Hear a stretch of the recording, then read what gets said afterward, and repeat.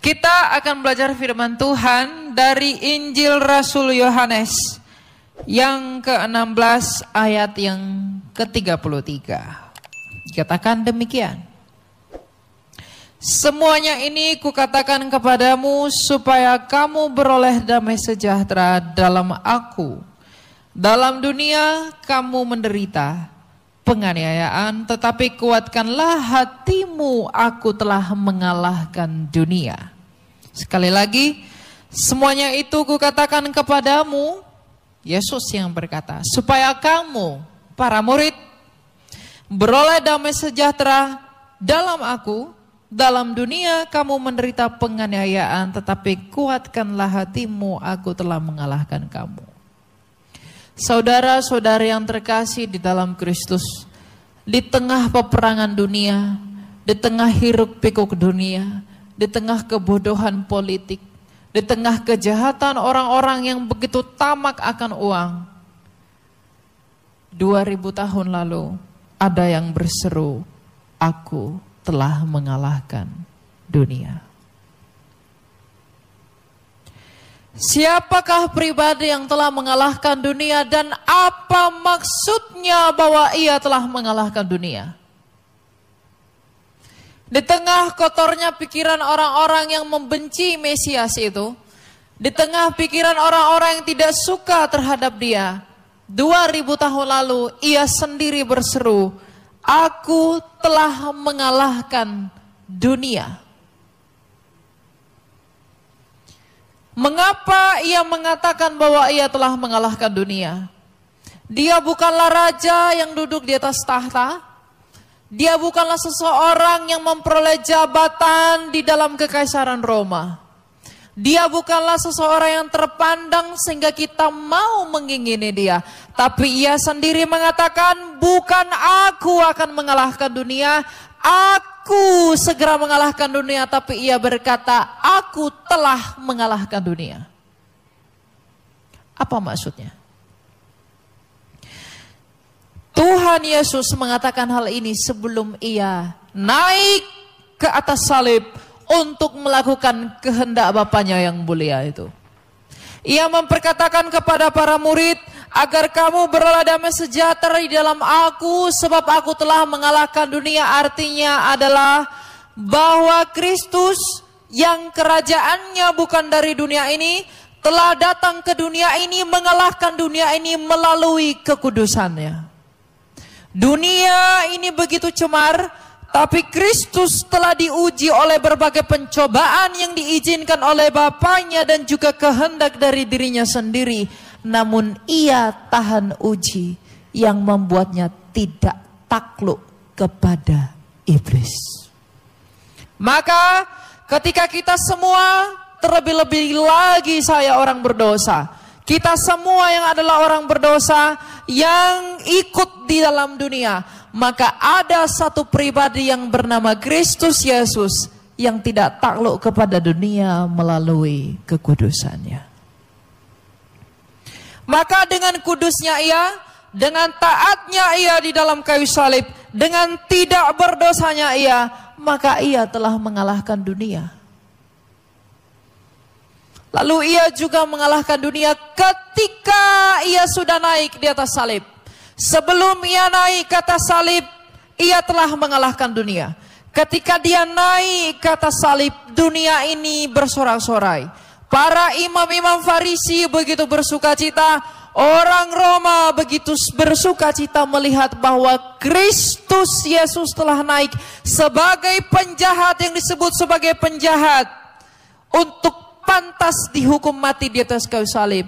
Tetapi dengan terpakunya ia di atas kayu salib, ia juga telah mengalahkan dunia.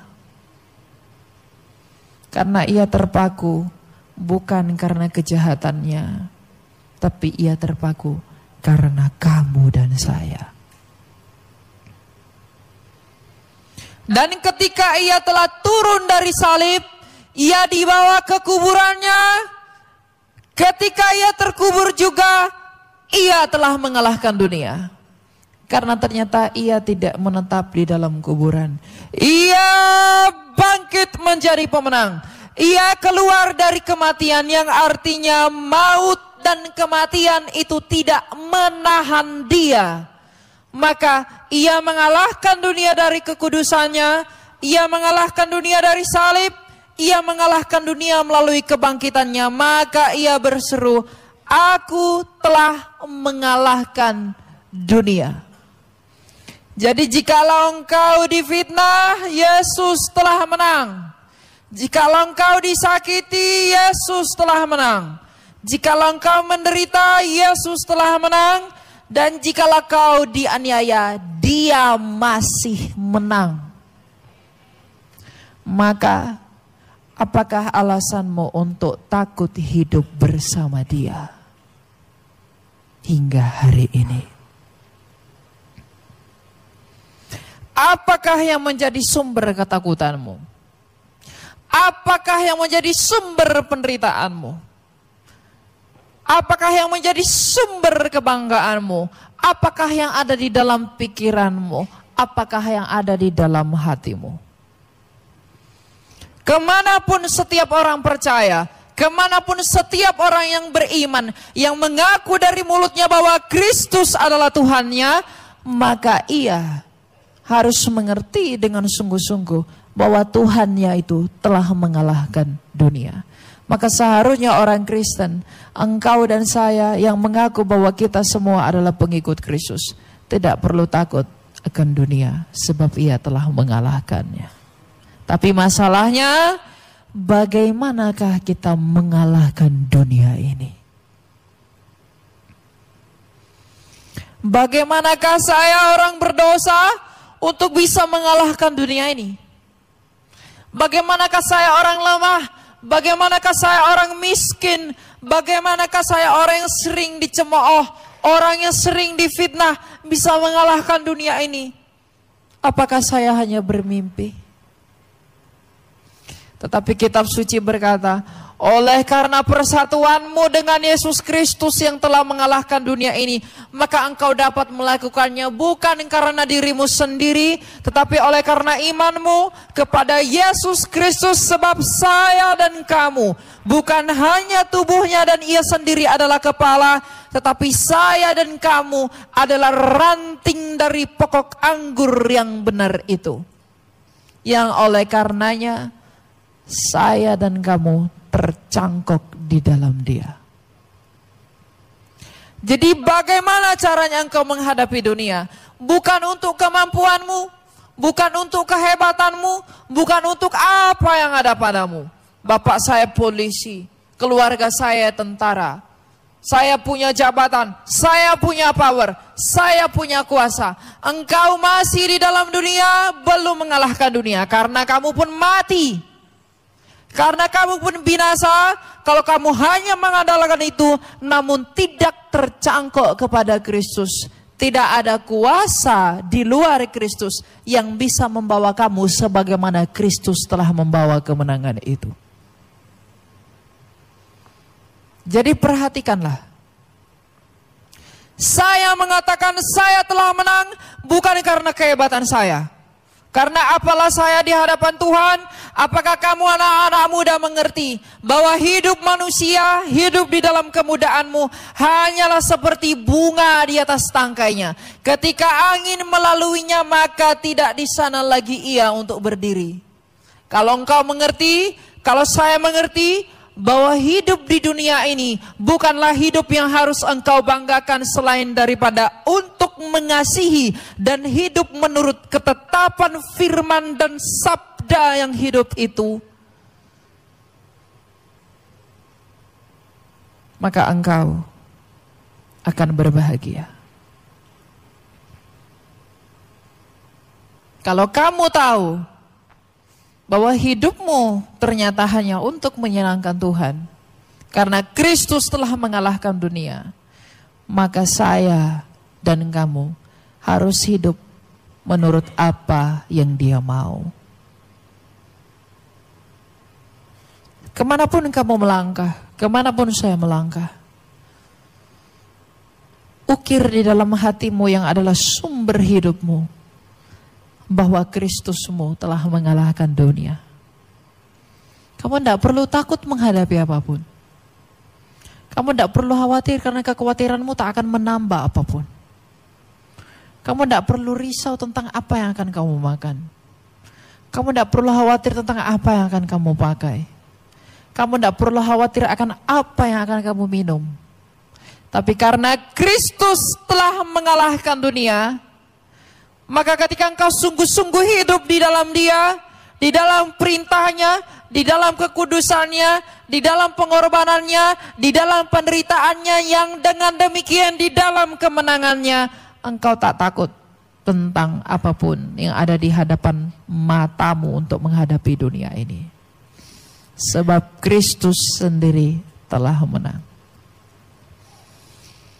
Jadi jangan berkata, aku telah menang, tapi engkau sendiri tidak mengerti kemenanganmu itu kemenangan yang bagaimana.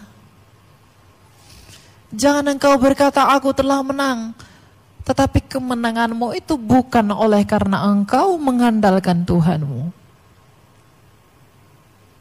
Tapi katakanlah bahwa kamu telah menang, karena apa yang kamu percayai telah menang. Itulah Yesus. Buah dari pernyataan Yesus Kristus kepada muridnya yang mulia ketika ia berkata, engkau akan tinggal di dalam damai sejahtera yang daripadaku karena aku telah mengalahkan dunia. Maka apa yang seharusnya terjadi pada kita ketika kita menerima bahwa Kristus telah mengalahkan dunia adalah sebagaimana yang terjadi kepada para rasulnya. Ketika para rasulnya mendengar, para muridnya mendengar bahwa Kristus telah mengalahkan dunia, apa yang dialami para muridnya? Mereka bertransformasi. Mereka mengubah mindset, mengubah hati, mengubah cara berpikir, mengubah hidup mereka. Bukan lagi tentang mereka, bukan lagi tentang Petrus sebagai pelayan, bukan lagi tentang Paulus sebagai pembunuh, bukan lagi tentang Bartolomeus, bukan lagi tentang Andreas, bukan lagi tentang yang lain, tapi semuanya tentang Kristus. Maka ketika mereka berjalan oleh karena untuk dan hanya kepada Kristus. Dan itu terlihat dari buah-buah mereka, dan pada akhirnya mereka menang. Dan kalau engkau dan saya ingin seperti itu, maka hidupmu hanya untuk dan oleh karena Kristus saja. Ketika saya mengatakan Kristus telah menang atas penganiayaan, apakah saya harus terluput dari penganiayaan? Tidak. Ketika saya mengatakan Kristus telah menang atas dunia, apakah saya harus luput dari penderitaan? Tidak. Karena agar engkau bisa mengalahkan itu, engkau harus berhadapan dengan Dia. Agar engkau bisa menaklukkan itu, engkau harus berhadapan dengan Dia, agar menjadi nyata bahwa kuasa Tuhan menaungi kamu di dalam ketidakberdayaanmu. Jadi dengarkan wahai orang Kristen, apapun masa-masa yang ada di depanmu, apapun penganiayaan yang akan hadir di depanmu oleh karena imanmu, di tengah-tengah dunia yang semakin membenci Tuhanmu, engkau tidak seharusnya untuk takut menghadapi mereka. Tapi jikalaupun engkau harus mati demi imanmu, engkau harus berjuang di dalam hidupmu, engkau harus mengagungkan Tuhan di dalam segala sesuatu yang ada padamu, percayalah, Tuhanmu telah menang. Itu yang harus ada di dalam hatimu. Kebanggaan kita kepada Kristus bukan hanya kebanggaan kepada kemenangannya, tapi kebanggaan kepada proses yang mendahului mengapa ia bisa disebut pemenang.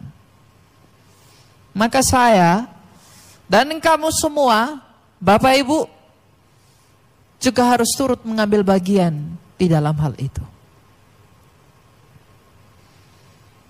Agar kita semua sama-sama menjadi pemenang di dalam Tuhan. Sebentar lagi kita akan merayakan Paskah. Paskah itulah puncak kasihnya Kristus. Renungkan sekarang sebelum kamu sampai kepada Paskah itu. Renungkanlah. Apakah ia layak sebenarnya terpaku oleh karena aku yang bukan apa-apa ini? Apakah ia layak harus tersalib di sana? Apakah seharusnya ia harus mendapat itu demi aku? Tapi bukan karena dia siapa-siapa, tapi karena dia adalah Allah. Untuk kamu, untuk saya, orang berdosa. Saya mengingatkan dari atas ini kepada kita semua. Pengadilan Kristus itu menakutkan.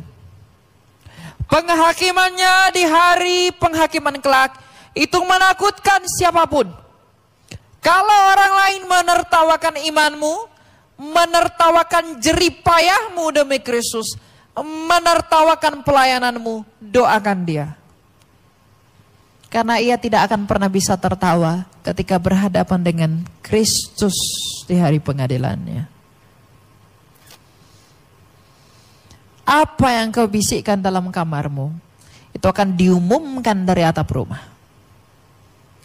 Apa yang kamu ketik di dalam HP-mu, itu akan dibukakan di hadapan seluruh dunia. Maka berhati-hati. Karena tak akan ada yang sanggup memandangi wajah raja yang tak berkebinasaan itu ketika pengadilannya tiba. Renungkanlah dalam hatimu saat ini juga. Pikirkanlah, apakah yang akan kujawab ketika aku berhadapan dengan raja itu? Apakah yang aku katakan ketika aku diadili? Kepadamu engkau sendiri yang tahu sebagaimana besar kasih karunia Tuhan. Apa yang telah Tuhan berikan dalam hidupmu, apa yang telah Tuhan limpahkan dalam hidup kita, apa yang telah Tuhan anugerahkan kepada kita. Kalau kita dipercayakan suatu hal, kita dianugerahkan beberapa hal, banyak sedikit, banyak atau sedikit, sedikit atau banyak, kamu harus mempertanggungjawabkan itu kelak di hadapan Allahmu. Maka sekarang pertanyakanlah, ketika aku sudah dianugerahkan oleh Tuhanku, apa yang sudah aku lakukan demi dan kepada dia? Agar engkau selalu tidak berjalan oleh karena dirimu sendiri. Sebab Rasul Paulus berkata bahwa hidupku bukan aku lagi, tapi hidupku meskipun di dalam daging, tapi di dalam daging berdasarkan iman kepada Kristus. Maka pikirkanlah, ketika engkau mati, ketika saya mati, apakah yang akan aku katakan di hadapan rajaku itu atas karunia yang ia telah berikan kepadaku? Apa yang telah engkau perbuat? Apa yang telah engkau lakukan? Apa yang telah saya lakukan atas anugerah yang Tuhan limpahi kepada saya? Orang yang mendapat banyak akan dituntut lebih banyak. Orang yang mendapat sedikit akan dituntut lebih sedikit. Kamu dan saya yang tahu apa yang telah Tuhan berikan kepada saya dan kamu. Maka pikirkanlah apa yang akan kamu katakan di hadapan pengadilannya. Wahai engkau, aku telah memberikan engkau berbagai rupa-rupa karunia dan anugerahku telah melimpahi kamu. Tapi apakah yang telah engkau lakukan buatku sebagai tanda kasihmu? Sebab ada tertulis, firman Allah telah bersabda, sebab jikalau engkau mengasihi aku, engkau pasti melakukan perintahku. Maka apakah yang sudah kita lakukan kepada Tuhan di dalam anugerahnya yang diberikan kepada kita? Renungkan itu. Pertanyakan itu.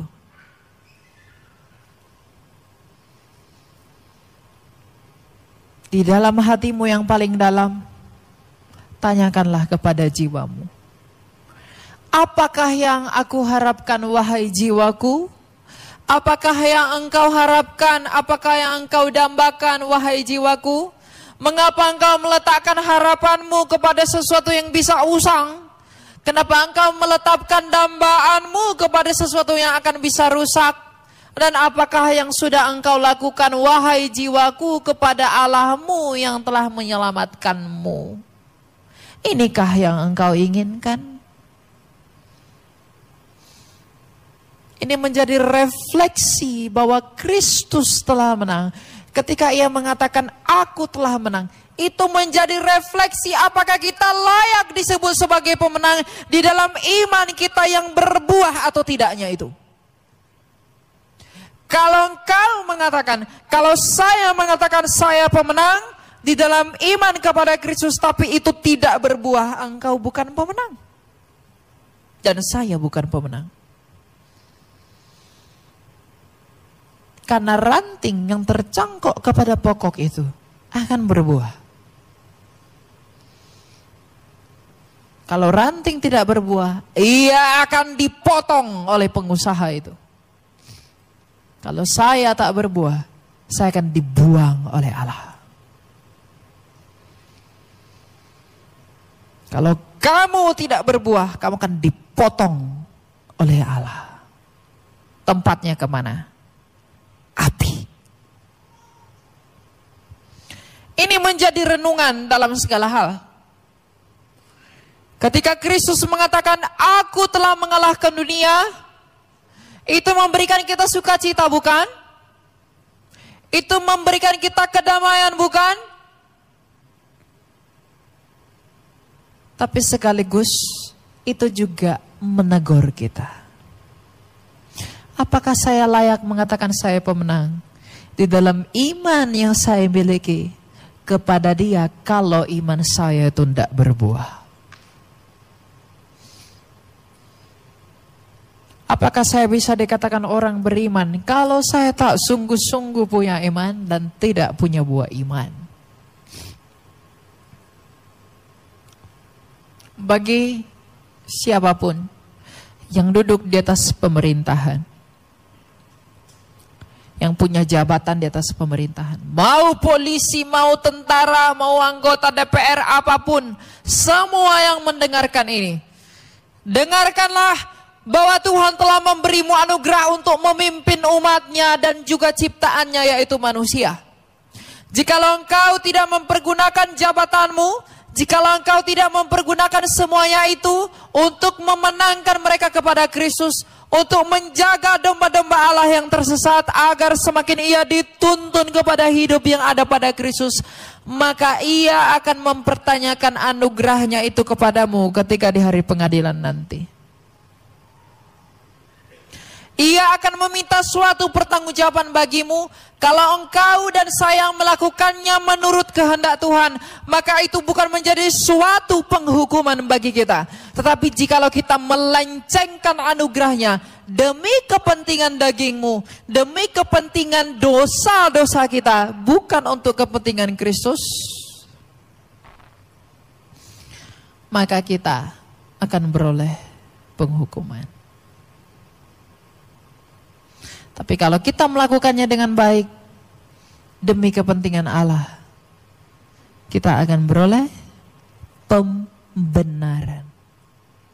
John Calvin, seorang teolog reformasi yang terkemuka di abad 15-16, ia berkata bahwa pelayanan yang tertinggi itu sebenarnya bukan menjadi hamba Tuhan, tapi orang yang mengambil bagian dalam pemerintahan sipil. Karena ia bertanggung jawab atas jiwa banyak orang. Yang binasa atau tidaknya dia ditentukan oleh orang itu. Sebelum mendengarkan atau sesudah mendengarkan Injil Tuhan.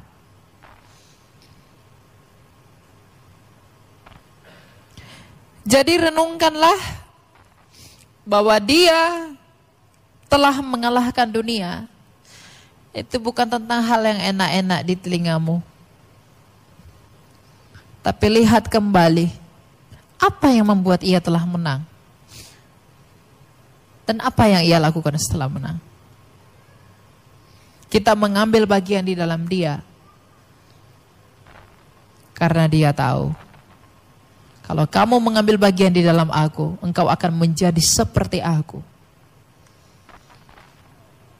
Lalu kita bangga mengatakan, aku mengambil bagian di dalam Tuhanku.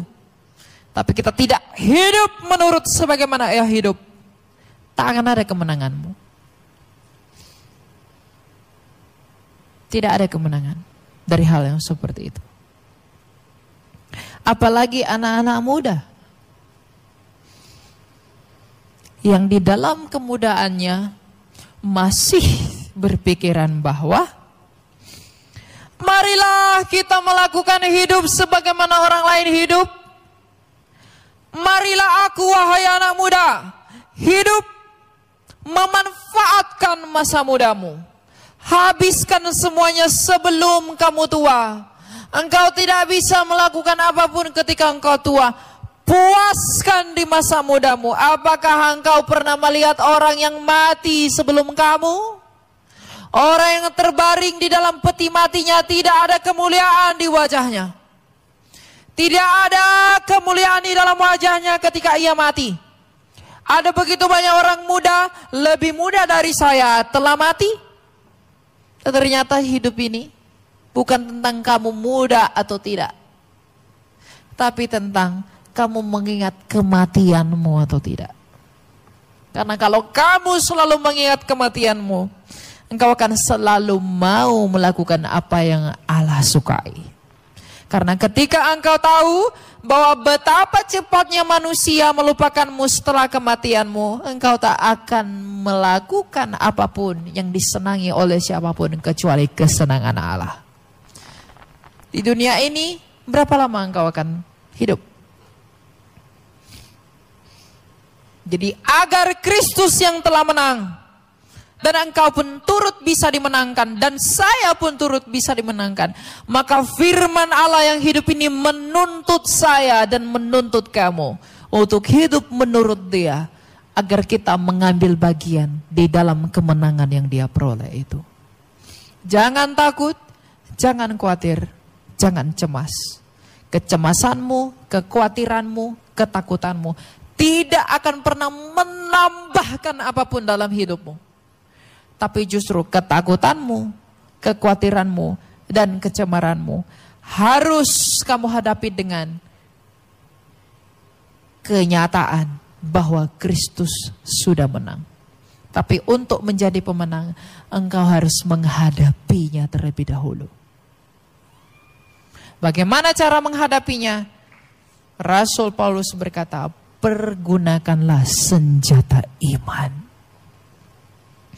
agar kamu bisa menjadi pemenang. Renungkanlah apa yang akan saya jawab di hadapan pengadilan Tuhan. Apa yang sudah saya lakukan atas anugerah yang Ia limpahi kepada saya. Apa yang akan saya jawab, dengan kemampuan apa saya akan berbicara di hadapan Rajamu ketika hari pengadilan. Yang kedua, ketika kita berusaha untuk melakukan itu, renungkanlah bahwa saya akan menang karena Kristus telah menang. Tidak ada orang yang bertobat sempurna, tapi kesempurnaan Kristus yang menyempurnakannya. Tapi setidaknya orang yang sungguh-sungguh diselamatkan adalah orang yang mau berjuang mengasihi Allah, mengasihi sesamanya, dan mengasihi dirinya sendiri. Jadi ketika saya berjuang, kamu pun berjuang untuk keluar dari dosa-dosa, untuk mengalahkan hawa nafsu, untuk menyenangkan hati Allah, untuk menaklukkan keinginan daging saya. Saya tidak akan pernah bisa sempurna, tetapi Kristus akan menyempurnakan kita di akhir pertandingan kita. Sebab Paulus telah membuktikannya.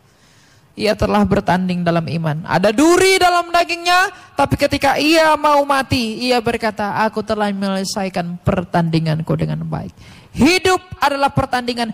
Usahakanlah, upayakanlah hal-hal yang baik agar itu dapat menolong kita di hari pengadilan untuk menjawab Kristus, Raja yang tak berkebinasaan itu. Bukan agar kita selamat, tetapi agar kita memperoleh upah di tempat itu. Karena Tuhanmu bukan Tuhan yang membiarkan kesalahan, tapi Tuhanmu, Yesusmu, Kristusmu, Allahmu, itu adalah Tuhan yang menuntun kita semua kepada apa yang ada padanya. Kekudusan, kemurnian, cinta kasih. Hiduplah untuk itu. Karena untuk itulah semua kita dipanggil.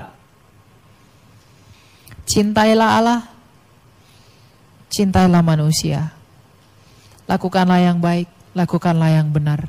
Demi pertanggungjawaban imanmu di hadapan tahta pengadilan Tuhan. Kristus telah menang, maka seharusnya saya dan kamu pun harus menang di dalam Dia.